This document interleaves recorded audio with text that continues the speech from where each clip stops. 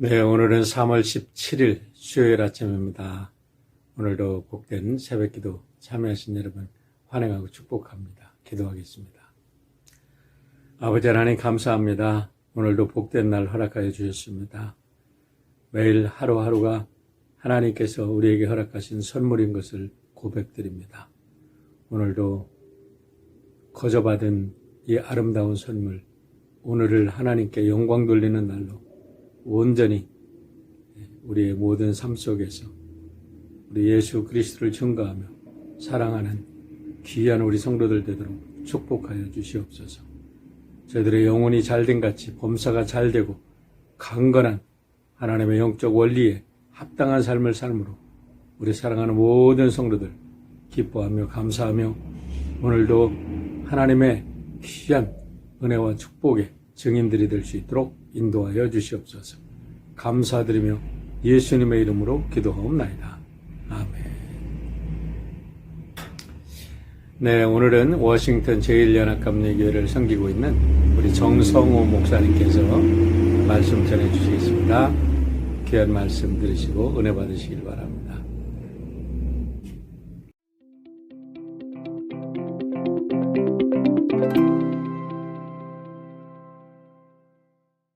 2021년 전국 한인연합감리교회 사순절 특세 25번째 날입니다. 3월 17일 말씀을 전할 워싱턴 제1연합감리교회 정성호 목사입니다. 오늘 우리에게 주시는 하나님의 말씀은 이사야서 54장 1절부터 10절의 말씀입니다. 기쁨의 언덕으로 묵상집을 따라서 읽겠습니다. 임신하지 못하고 아기를 낳지 못한 너는 노래하여라. 해산의 고통을 겪어본 적이 없는 너는 환성을 올리며 소리를 높여라. 아이를 못 낳아 버림받은 여인이 남편과 함께 사는 여인보다 더 많은 자녀를 볼 것이다. 주께서 하신 말씀이다. 너의 장막터를 넓혀라. 장막의 휘장을 아끼지 말고 펴라. 너의 장막줄을 길게 늘이고 말뚝을 단단히 박아라. 내가 좌우로 퍼져나가고 너의 자손이 이방 나라들을 차지할 것이며 황폐한 성읍들마다 주민들이 가득할 것이다. 두려워하지 말아라. 내가 이제는 수치를 당하지 않을 것이다. 당황하지 말아라. 내가 부끄러움을 당하는 일이 없을 것이다.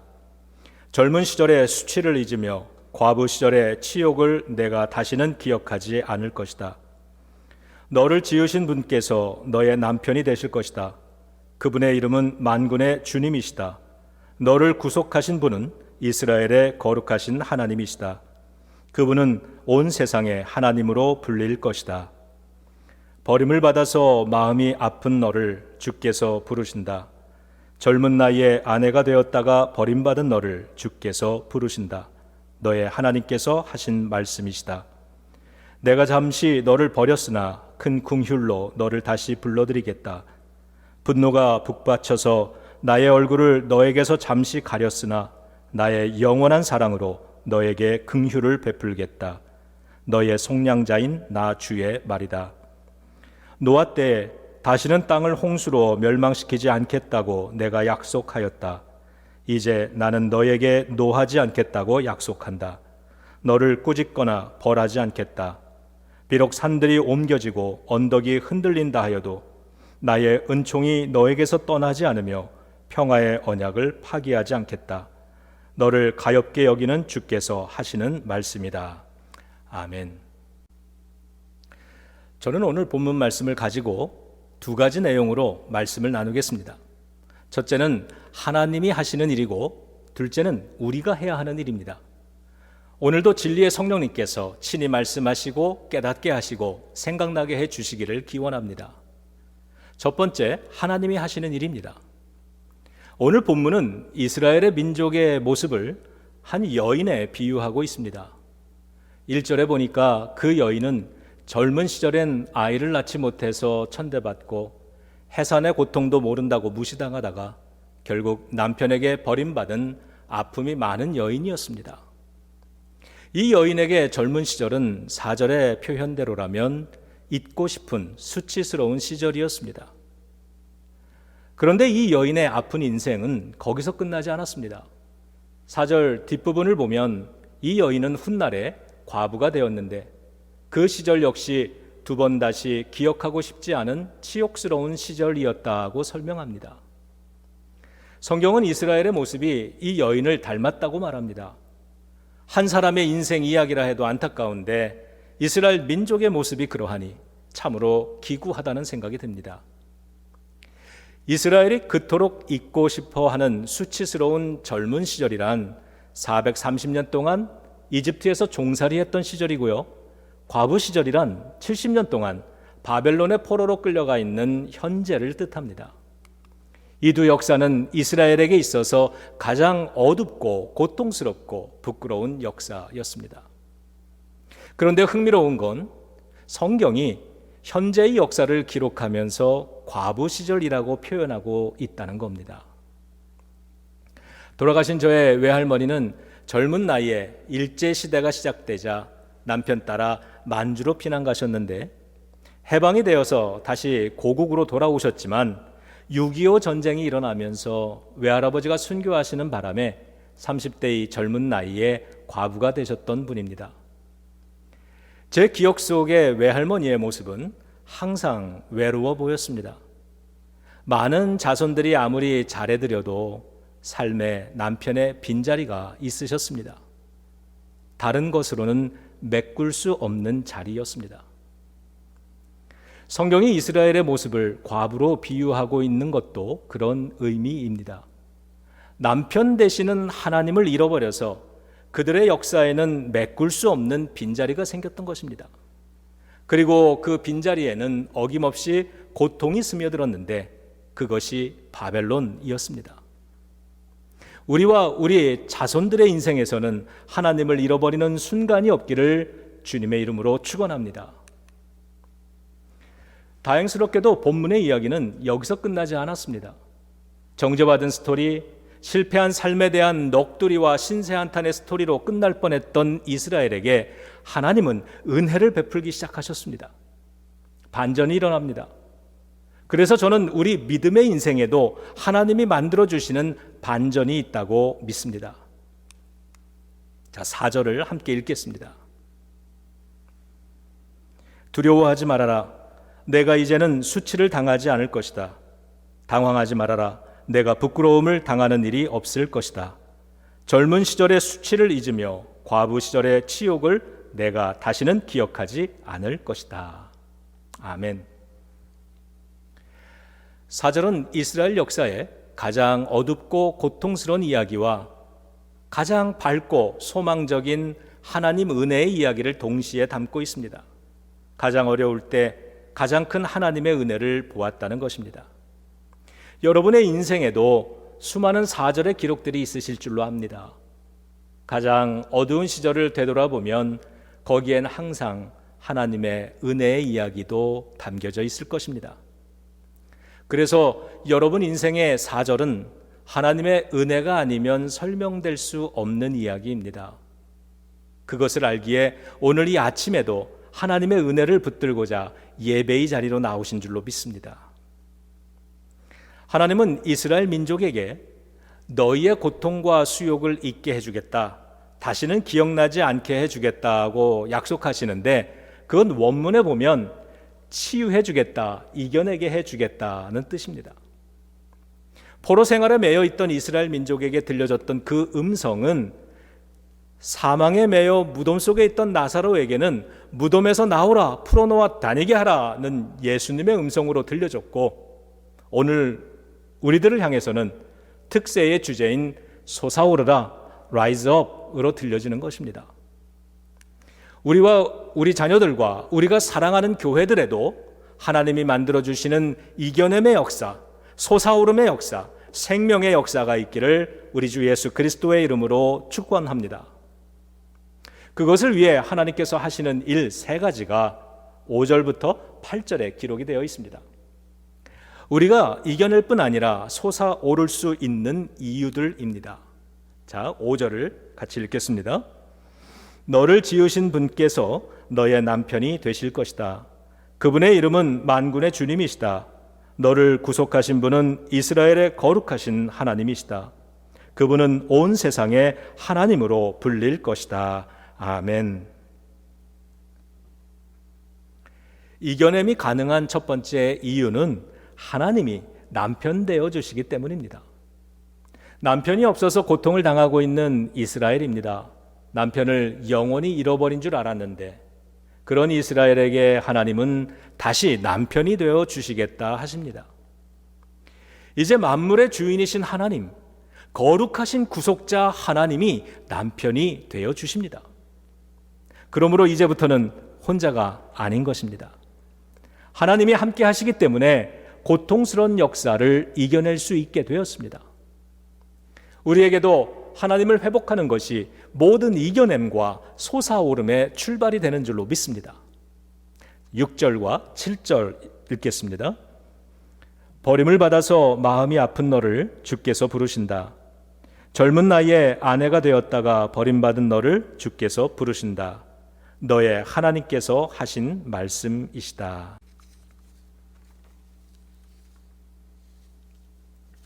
아멘. 이겨냄이 가능한 이유 두 번째는 하나님이 다시 불러주시기 때문입니다. 마음이 아픈 너를 주님께서 부르신다.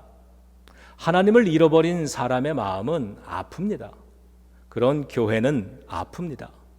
그런 역사는 아픕니다. 우리가 아파하니까 하나님은 우리를 다시 불러들이십니다. 하나님은 집에서 쫓겨났던 여인처럼 고국에서 쫓겨나 타향살이 포로 생활을 했던 이스라엘을 다시 고향으로 불러주실 것입니다. 바벨론에서의 포로 생활을 마치고 고국으로 돌아오는 날이 오는 것입니다. 우리가 잘 아는 누가복음 15장에 돌아온 탕자의 이야기가 가능할 수 있는 이유는 집 나간 아들을 집으로 다시 불러들이기 원하는 아버지가 계시기 때문입니다. 마음이 아픈 너를 다시 불러드리겠다. 이 말씀 속에는 돌아오는 탕자를 거절하지 않으신다는 전제가 담겨 있습니다. 하나님은 우리의 실패의 경험을 정죄하거나 조롱하거나 외면하지 않고 대신에 우리를 다시 집으로 불러주십니다. 그것을 오늘 본문 9절에서는 나는 너에게 노하지 않겠고 너를 꾸짖거나 멸하지 않겠다 하는 말씀으로 약속해 주셨습니다. 그러므로 우리의 아픔 뒤편엔 다시 불러들이시는 하나님의 은혜가 있는 줄로 믿습니다. 그래서 우리는 상실의 경험, 아픔의 경험, 부끄러움의 경험, 비참의 경험, 실패의 경험을 다시 불러들이시는 하나님의 은혜의 체험으로 발전시킬 수 있는 것입니다. 그것이 이김의 경험입니다. 예수님의 십자가는 부끄러운 우리의 죄의 스토리를 구원의 스토리로 바꿔 주셨습니다. 십자가는 죄로 실패했던 우리를 다시 불러주시는 하나님 체험이죠. 그러므로 과거의 상처 혹은 나태했던 믿음에 머물러 있지 않고 다시 불러주시는 하나님 아버지가 계시는 집으로 돌아가는 경험이 있어야 합니다. 치유되지 않은 상처는 고통으로 남지만 치유된 상처는 은혜의 스토리로 남을 수 있습니다. 하나님의 치유의 경험이 없는 상처는 원망으로 남지만 하나님이 주시는 회복의 경험이 있는 상처는 간증으로 남을 수 있습니다. 그러므로 때로는 상처를 받지 않는 것보다 중요한 건 받은 상처에 하나님의 은혜를 담아 성숙됨의 기회로 만드는 것이죠. 인생에는요, 기도하지 않고는 감당할 수 없어서 엎드려 기도할 수밖에 없는 일들이 있죠. 그래서 엎드리는 이 아침을 통해 하나님은 은혜로 불러주시고 위로로 불러주시고 치유로 불러주실 줄로 믿습니다. 자, 8절입니다. 분노가 북받쳐서 나의 얼굴을 너에게서 잠시 가렸으나 나의 영원한 사랑으로 너에게 긍휼을 베풀겠다. 너의 속량자인 나 주의 말이다. 아멘. 이겨냄이 가능한 이유 세 번째는 하나님이 영원한 사랑을 베풀어 주시기 때문입니다. 제가 이 여인이라면 제가 가장 두려워하고 불안해하는 일은 또다시 버림받는 것입니다. 그런 저에게 하나님은 영원한 사랑을 주시겠다고 약속해 주셨습니다. 살면서 가지는 불안과 두려움은 영원한 사랑의 하나님 경험을 통해서 이겨낼 수 있습니다. 그래도 또 두려워지면 저는 10절을 기억해 보고자 합니다. 비록 산들이 옮겨지고 언덕이 흔들린다 하여도 나의 은총이 너에게서 떠나지 않으며 평화의 언약을 파기하지 않겠다. 이상의 세 가지 이유들의 공통점은 하나님의 회복입니다. 하나님을 잃어버려서 생긴 빈자리는 하나님이 아닌 다른 것으로는 결코 메꿀 수 없는 것입니다. 신학자 폴 틸레이는 The Courage to Be, 존재의 용기라는 책에서 인간의 불안을 세 가지로 이야기했는데, 첫째는 죽음에 대한 불안, 두 번째는 무의미함에 대한 불안, 그리고 세 번째는 정죄당함의 불안이라고 했습니다. 이 불안을 극복하기 위해 꼭 필요한 것은 우리를 존재하게 하는 더 큰 힘을 아는 것, 즉 하나님을 아는 것이라고 했습니다. 불안한 존재로 살아가는 것은 아픔의 경험입니다. 오늘 본문 속에서 이스라엘 민족에게는 아픔의 경험이 있습니다. 겉으로 보여지는 그 아픔의 원인은 여러 가지로 보여지지만 사실은 하나님을 상실한 까닭에 가지는 아픔이었다고 성경은 말씀합니다. 그렇게 하나님을 회복함으로만 치유될 수 있는 아픔입니다. 그리고 감사한 것은 하나님을 회복할 수 있었던 이유는 하나님이 친히 남편이 되어 주시고 다시 불러주시고 영원한 사랑을 약속해 주심으로 가능했다는 사실입니다. 우리가 믿는 하나님은 이런 하나님이십니다. 혹시 나에게도 하나님 결핍, 하나님의 부재로 인해 생긴 빈자리, 그로 인한 불안과 두려움과 아픔이 있지는 않은가를 점검해 봅니다. 그리고 그 결핍을 채워보려고 애쓰는 헛된 노력들은 무엇일까를 점검해 봅니다. 예배가 끝나고 개인 기도할 때 저는 그것을 위해 기도해 볼까 합니다. 하나님, 나를 찾아와 주세요. 내 부족한 의지와 믿음 때문에 나를 거절하지 마시고, 나를 모른다 하지 마시고 나를 불러주세요. 지금까지 하나님께서 해주시는 일들을 보았다면 이제부터는 우리가 해야 하는 일들이 있습니다. 이겨내고 솟아오르게 해주시는 하나님의 약속을 믿는다면 이제부터 우리가 해야 할 일 두 가지가 있습니다. 자, 1절을 다 같이 읽겠습니다. 임신하지 못하고 아기를 낳지 못한 너는 노래하여라. 해산의 고통을 겪어본 적이 없는 너는 환성을 올리며 소리를 높여라. 아이를 못 낳아 버림받은 여인이 남편과 함께 사는 여인보다 더 많은 자녀를 볼 것이다. 주께서 하신 말씀이다. 아멘. 첫 번째로 우리는 노래를 불러야 합니다. 이 여인의 삶을 아프게 하는 원인은 아이를 낳지 못한 것과 과부가 된 것이었는데, 이 문제들을 해결해 주신다고 약속을 하시면서 하나님은 노래하라고 말씀하십니다. 노래하는 사람이 이기는 것입니다. 이스라엘은 바벨론 포로 생활이 너무 속상하고 억울하면 강변에 나가서 저 멀리 고향 쪽을 바라보며 노래를 불렀죠. 그게 시편 137편입니다. 성도들도 또 우리 목사들도 괴로운 일을 만나면, 괴롭히는 사람이 있어서 교회 생활, 목회 생활 못할 것 같아지면 그때가 노래해야 할 때입니다. 은혜와 감사의 노래를 부르는 사람을 이길 수는 없습니다. 삶이 그들을 속일지라도 슬퍼하거나 노여워하지 말라. 우울한 날 지나면 기쁨의 날이 오고야 말리니. 어릴 땐 이게 성경 말씀인 줄 알았는데 나중에 알고 보니 푸시킨의 말입니다. 그래도 아멘입니다. 하나님은 우리에게 언제 노래를 부르라고 하십니까? 그렇죠. 지금입니다. 아직은 문제가 해결된 것은 아니었고 아직 자녀를 주신 것은 아닙니다. 다만 하나님의 약속만 있을 뿐입니다. 하나님은 그 약속 붙들고 노래를 먼저 부르기 시작하라고 명령하십니다. 노래는 문제가 다 해결되고 난 후에 부르는 것이 아니라 하나님의 약속 붙잡고 부르기 시작하는 것입니다. 그런 사람이 이기는 것입니다.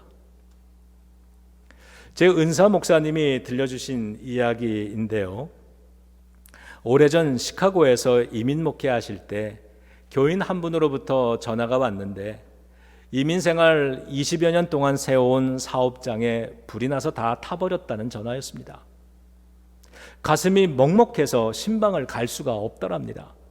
가서 할 말도 생각나지 않고 힘내라는 말도 못하겠고, 그래서 신학교 잔디밭에 누워서 기도하다가 겨우 찾아갔더니 잿더미 위에 집사님이 앉아서 노래를 부르고 계시더랍니다. 불같은 시험 많으나 겁내지 맙시다. 구주의 권능 크시니 이기고 남겠네. 저는 세상이, 사단 마귀가 그날의 노래를 가장 무서워했을 거라고 생각합니다. 우리도 함께 불러보지요. 불같은 시험 많으나 겁내지 맙시다. 구주의 권능 크시니 이기고 남겠네. 아멘.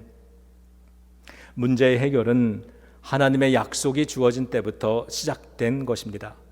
그러므로 오늘 이 아침이 노래를 시작할 가장 적합한 때라고 믿습니다. 오늘 하나님의 약속의 말씀을 붙들고 노래 부르는 아침이 되시기를 주님의 이름으로 축원합니다. 자, 2절을 읽겠습니다. 너희 장막터를 넓혀라. 장막의 휘장을 아끼지 말고 펴라. 너의 장막줄을 길게 늘이고 말뚝을 단단히 박아라. 아멘. 두 번째로 우리는 장막의 터를 넓혀야 합니다. 앞으로 하나님께서 그 장막에 채워주실 많은 자녀들을 생각하면서 지금부터 장막의 천을 아끼지 말고 장막의 줄을 길게 늘어뜨리고 말뚝을 단단히 박으면서 하나님의 축복의 때를 준비해야 합니다. 하나님께 예배하는 시간이 아깝다고 말하지 말고, 성경 읽고 기도하기에 시간이 부족하다 말하지 말고, 하나님께 드리는 예물과 헌신에 인색하지 말아야 합니다. 그런 건 장막의 터를 넓히는 기쁨과 소망을 모르는 사람들이 하는 일입니다. 나중에 형편이 좋아지면 그때 가서 열심히 교회 생활 하겠다고 말하는 교인들은 장막의 터를 넓히는 방법을 모르는 것입니다. 우리가 노래를 부르고 장막의 터를 넓히는 이 두 가지를 실천하면 자, 우리는 3절을 놓치지 않게 될 것입니다. 소망을 가지고 큰 소리로 읽겠습니다. 내가 좌우로 퍼져나가고 너의 자손이 이방 나라들을 차지할 것이며 황폐한 성읍들마다 주민들이 가득할 것이다. 아멘. 아멘. 오늘의 말씀을 마무리하겠습니다. 하나님을 잃어버린 까닭에 예루살렘 성전은 파괴되었고 도시는 황폐되었습니다. 사람들은 바벨론의 포로로 끌려갔습니다. 거룩한 시온이 공터가 되었습니다. 부끄러운 절망의 역사입니다. 그러나 하나님은 그들을 다시 만나 주셨고 다시 솟아오르는 기회를 주셨습니다. 이것은 하나님이 하시는 은혜의 일입니다. 하나님을 회복하고 고국으로 돌아온 이스라엘은 새로워졌습니다. 돌아와서 예루살렘 성전을 다시 재건하고 그 이후로 그들은 오래된 고질적인 문제였던 우상 섬김을 끝냈습니다. Rise up, 솟아오른 것입니다. 이것은 이스라엘이 하나님의 은혜에 반응하여 한 일이었습니다. 사랑하는 성도 여러분, 사랑하는 믿음의 가족 여러분, 하나님의 약속은 이렇듯 반드시 이루어집니다. 우리 삶의 진정한 이김은 다 성취된 이후에 시작되는 것이 아니라 하나님의 약속이 선포된 지금부터 시작되는 것입니다. 이 약속을 붙잡았다면 여전히 코로나 팬데믹이 끝나지 않은 지금부터 솟아오름을 선포하고 예전처럼 예배와 기도와 말씀과 섬김의 삶을 다시 시작해야 합니다. 우리가 그 모습을 보여드리면 하나님은 너희 교회가 노래를 부르고 있구나, 너희가 장막터를 넓히고 있구나 말씀해 주실 줄로 믿습니다. 마지막 10절을 읽어드리고 마치겠습니다. 비록 산들이 옮겨지고 언덕이 흔들린다 하여도 나의 은총이 너에게서 떠나지 않으며 평화의 언약을 파기하지 않겠다. 아멘. 하나님의 이 약속을 가슴에 품고 오늘도 주 안에서 승리하시기를 우리 주 예수 그리스도의 이름으로 축원합니다.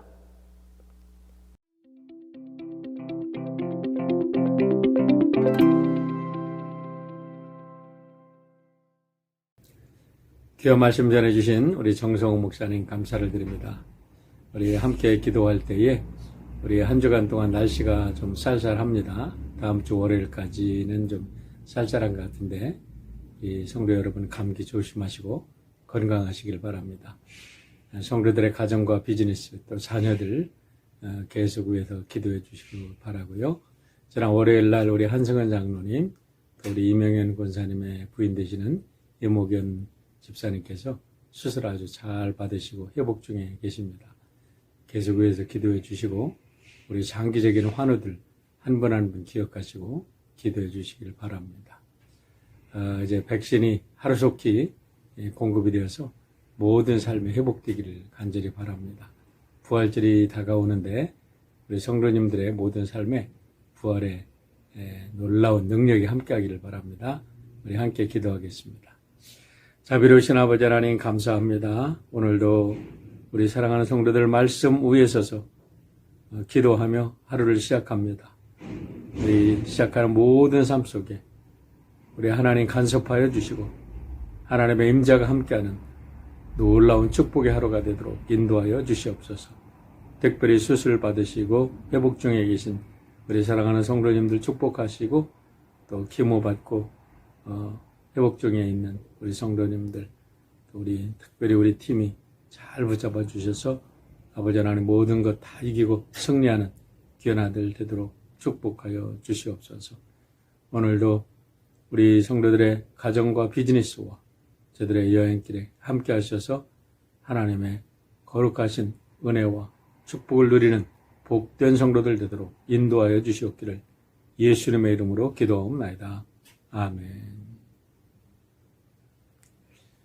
오늘 하루도 주님의 이름으로 승리하시길 바랍니다. 감사합니다.